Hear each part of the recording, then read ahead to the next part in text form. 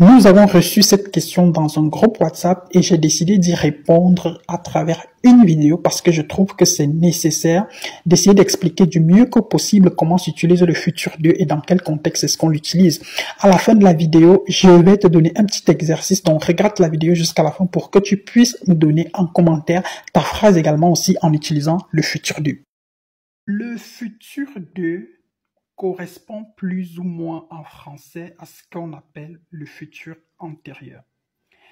Et le futur antérieur, tout comme le futur 2, s'utilise avec les événements qui auront lieu dans le futur, mais qui, à un moment précis du futur, se seront déjà terminés. Et donc, du coup, à l'inverse du futur simple, lorsque nous parlons, par exemple, lorsque nous avons affaire au futur simple, le futur simple parle des actions qui auront lieu dans le futur, donc parfois qui n'ont pas encore commencé, mais quel que soit X, qui ont lieu dans le futur. Alors qu'avec le futur simple, on parle certes du futur, mais on définit le futur à partir d'un certain moment et on parle d'une action qui, à cet instant T-là, ce sera déjà terminée dans le futur. On va donc par exemple prendre en français ici, si on regarde le futur simple, on a une phrase assez simple également. Je réussirai mon B2 en janvier 2025. L'action, elle se trouve dans le futur et quelqu'un te dit qu'en janvier 2005, il va réussir son B2. Point final. Alors que si on transforme cette phrase pour la mettre au futur antérieur, ça va donner en janvier 2025, j'aurai réussi mon B2. J'aurai réussi mon B2. Ici, tu comprends donc que quel que soit X, nous sommes dans un point précis dans le futur, ici qui est logique, qui est janvier 2025. Et en janvier 2025, qui est ce point dans le futur, j'aurai déjà réussi mon B2.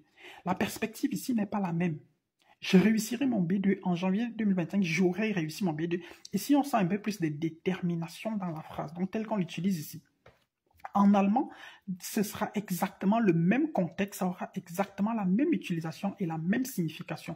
Bon, c'est vrai que là maintenant, pour former, ce sera peut-être différent, parce qu'en français, lorsqu'on forme le futur antérieur, ça peut être soit avec l'auxiliaire avoir ou être conjugué au futur, ou bien avec le verbe aller conjugué au présent de l'indicatif, plus l'auxiliaire être à l'infinitif, plus maintenant le participe passé.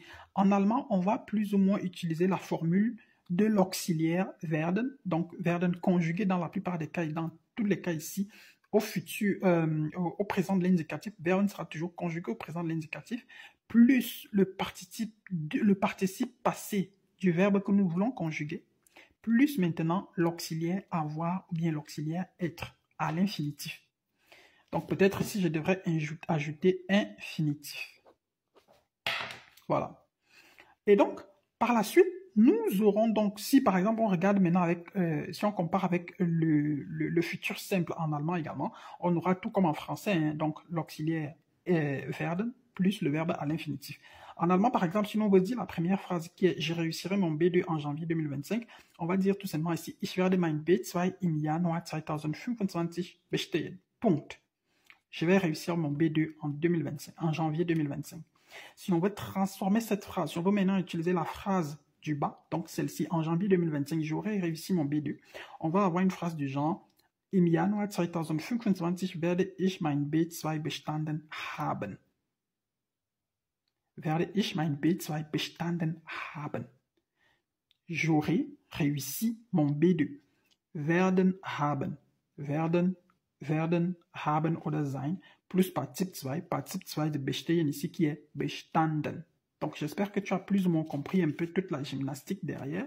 Comment est-ce qu'on fait pour quitter du participe, du moins comment est-ce qu'on fait pour conjuguer un verbe, pour faire passer un verbe ici au participe 2.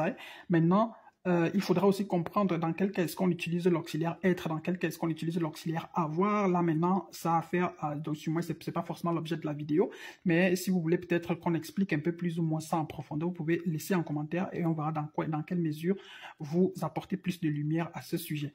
Maintenant, vous pouvez également aussi tester, hein, peut-être en commentaire, vous pouvez nous dire, vous pouvez peut-être conjuguer au futur 2, donc par exemple les phrases en septembre 2025, j'aurai obtenu mon admission à l'université. en avril 2025, je serai arrivé en Allemagne. Donc, vous pouvez essayer de dire ça en commentaire en utilisant le futur 2. Et puis, on va voir s'il faut des corrections. Si vous avez besoin de plus de vidéos de ce genre, vous pouvez également laisser vos commentaires et on essaiera du mieux que possible de vous apporter satisfaction.